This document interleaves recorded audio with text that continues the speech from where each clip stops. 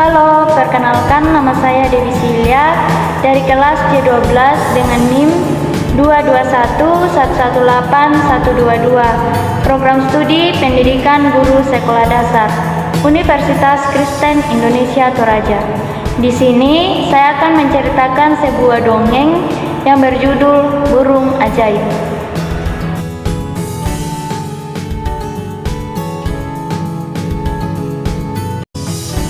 Suatu pagi, cuaca di kerajaan Rimba Belantara terlihat cerah.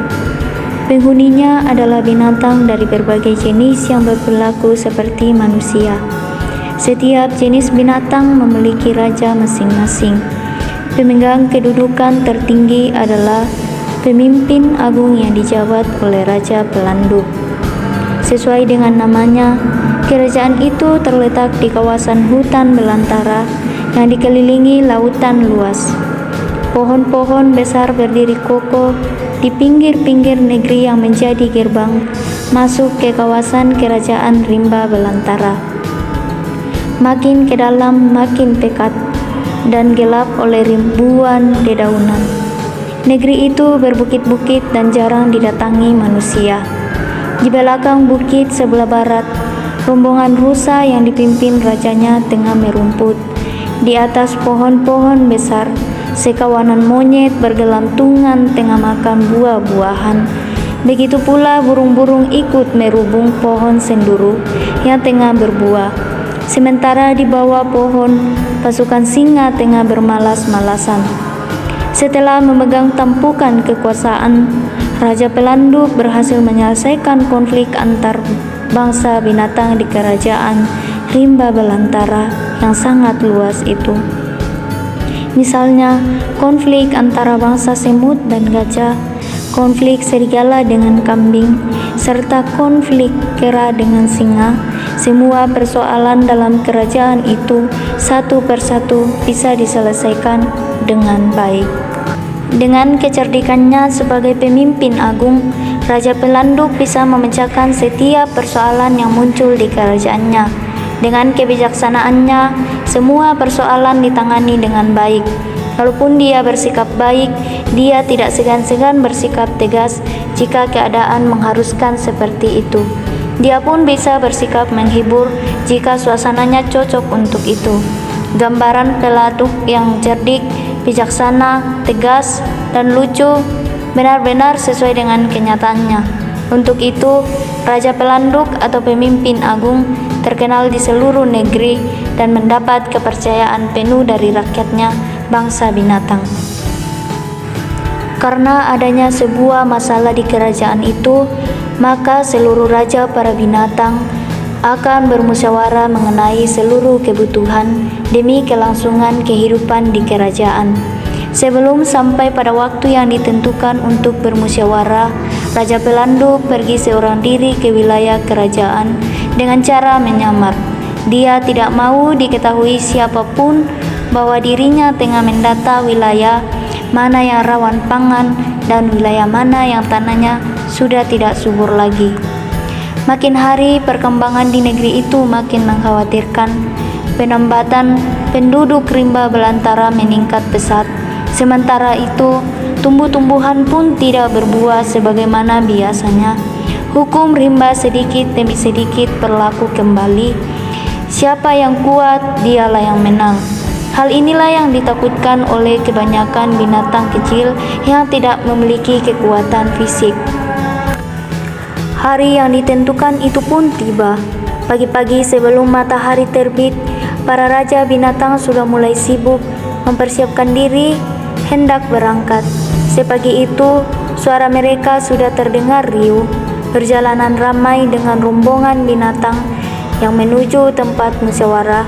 Seluruh raja binatang berjalan menuju tempat pertemuan. Di tengah lapangan yang luas dan hijau, berkumpul seluruh raja binatang. Tidak lama kemudian, pemimpin agung diiringi para pejabat Rimba Belantara memasuki lapangan. Pemimpin agung berdiri di atas gundukan tanah menyerupai bukit kecil, dan musyawarah pun dimulai dan dipimpin oleh pemimpin agung, yaitu Raja Pelanduk. Semua para raja belantara memberikan usulan yang terbaik demi kehidupannya. Karena musyawarah yang pertama tidak dapat memecahkan masalah, akhirnya para raja binatang melakukan musyawarah yang kedua. Demi kelangsungan kerajaan rimba belantara, aku akan menunjuk utusan. Jangan lagi ada kata tidak sanggup, karena ini sudah benar-benar kupertimbangkan dengan matang. Suasana sepi, tidak ada yang berani bicara. Semua kelihatan gelisah, takut ditunjuk menjadi utusan. Dalam keheningan, terdengarlah suara penuh wibawa. Siapapun akan takut menyeberangi lautan yang begitu luas dan ombak laut yang sangat besar. Namun semua warga kerajaan ini harus menanamkan cinta tanah air dan tanggung jawab di dalam hatinya. Jadi, aku memutuskan utusan kita adalah bangsa kupu-kupu. Bangsa kupu-kupu itu makhluk yang cantik dan tampan. Struktur tubuhnya terdiri atas kepala, dada, 2 pasang sayap, perut, dan 6 kaki. Ada jantan dan betina. Ada kupu-kupu berwarna hitam dengan kombinasi biru dan merah. Ada kupu-kupu berwarna kuning dengan kombinasi putih dan keemasan. Warna mereka sangat indah dan paduan warnanya sangat menawan. Peserta musyawarah semuanya setuju atas permohonan bangsa kupu-kupu. Dalam pandangan mereka, kehendak ratu kupu-kupu tidaklah berlebihan. Hal itu sesuai dengan perjuangan dan pengorbanannya dalam melaksanakan tugas. Para peserta musyawarah sangat bergembira sebab utusan sudah terpilih. Sorak-sorai para peserta musyawarah menggelora. Mereka mengerumuni bangsa kupu-kupu dan mengeluk-elukan mereka. Pada hari yang telah ditentukan, bangsa kupu-kupu berkerumun di pinggir pantai. Mereka cantik dan tampan. Ombak datang bergulung-gulung tinggi. Buih memutih menuju tepi pantai. Suaranya bergemuruh. Pasir pantai kelabu basah tertimpa air. Mereka memandang ke tengah laut. Ratu kupu-kupu dan 6 anak buahnya merasa was-was dan galau. Tidak lama setelah itu, Ratu kupu-kupu dan rombongannya telah mencapai setengah perjalanan. Entah berapa hari telah mereka lewati, entah berapa waktu yang telah berlalu. Mereka terus terbang. Perasaan was-was dan takut telah menghilang dan berganti dengan perasaan tanggung jawab dan keberhasilan dalam melaksanakan tugas sesuai petunjuk pemimpin agung. Mereka beristirahat di atas buih ombak. Panas menyengat, peluh bercucuran, tak ada tempat berlindung, hanya air yang membiru. Lamat-lamat dari kejauhan sebuah pulau menyembul diselimuti kabut. Para kupu-kupu tetap terbang, pelan-pelan melanjutkan perjalanannya. Matahari sudah condong ke barat, malam menjelang, bintang-bintang di langit memberi cahaya sebagai petunjuk jalan. Di tengah laut, mereka hanya ditemani debur ombak. Udara sangat dingin. Sambil memicingkan matanya, Ratu kupu-kupu melihat batang pohon mengapung. Kemudian dia memberi isyarat supaya anak buahnya hinggap di atas batang pohon itu. Akhirnya mereka tertidur di atasnya. Pagi-pagi sekali mereka melanjutkan kembali perjalanannya. Hari masih pagi. Ratu kupu-kupu lah yang pertama kali mengepakkan sayapnya yang cantik di pantai berpasir merah muda, seperti hamparan karpet tebal buatan Timur Tengah memanjang, indah sekali. Ke-6 anak buahnya mengikutinya. Tebing-tebing karang berdiri kokoh, menjulang ditumbuhi pohon-pohon pinus dan pohon-pohon pandan. Sementara di sebelah timur pantai berjejer pohon kelapa, daunnya melambai seperti menyambut kedatangan Ratu kupu-kupu beserta anak buahnya.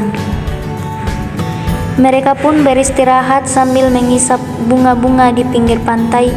7 kupu-kupu yang cantik dan besar berwarna-warni menarik perhatian kupu-kupu jantan di sekitarnya. Mereka pun berkenalan. ada satu kupu-kupu jantan tampan yang sangat peduli pada ketujuh kupu-kupu dari kerajaan rimba belantara, dan mereka saling bercerita.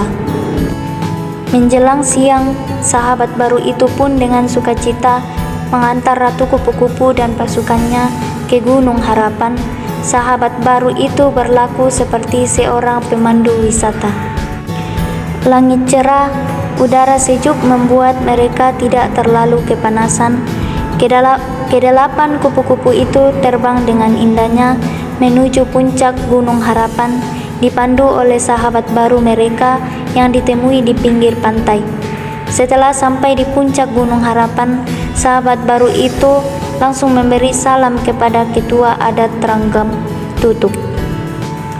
Dan Ratu Kupu-Kupu pun mengisahkan peristiwa kekurangan pangan di kerajaan rimba belantara, musyawarah yang mereka adakan, dan jalan keluar dari ahli nujum kerajaan supaya memelihara burung Ranggam Tutup karena doa burung itu makbul.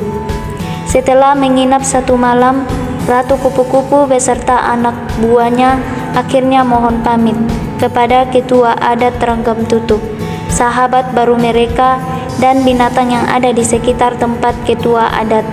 Kelompok kupu-kupu berhasil mendapatkan telur burung Ranggam Tutup yang harus dierami. Saat perpisahan pun tiba, ada perasaan aneh dalam hatinya, mengingat kebaikan makhluk lain yang begitu peduli dan mau menolong mereka. Di rimba belantara, pada hari yang sunyi, burung teluk sandi tengah memantau keadaan di pohon yang sangat tinggi. Saat memandang ke tengah laut, ia melihat titik-titik hitam beriringan. Makin lama titik-titik itu makin jelas. Ia segera terbang hendak melaporkan kepada pemimpin agung.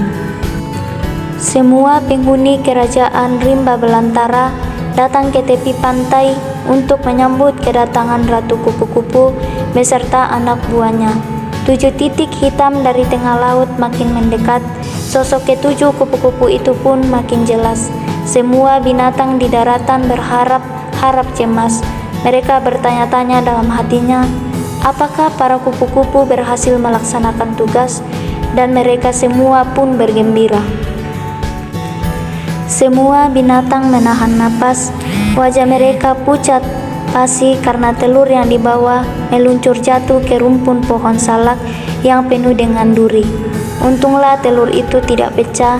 Sesampainya di dekat pohon salak, Ratu Kupu-Kupu dan anak buahnya tidak berani mengambil telur itu karena takut sayapnya rusak.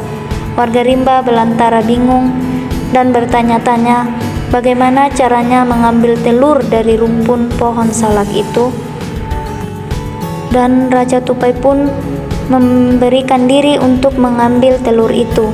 Raja Tupai sangat susah mengeluarkan telur dari rumpun pohon salak karena durinya sangat rapat dan tajam. Namun berkat keuletan dan kerja yang sungguh-sungguh, akhirnya berhasil juga telur itu dikeluarkan.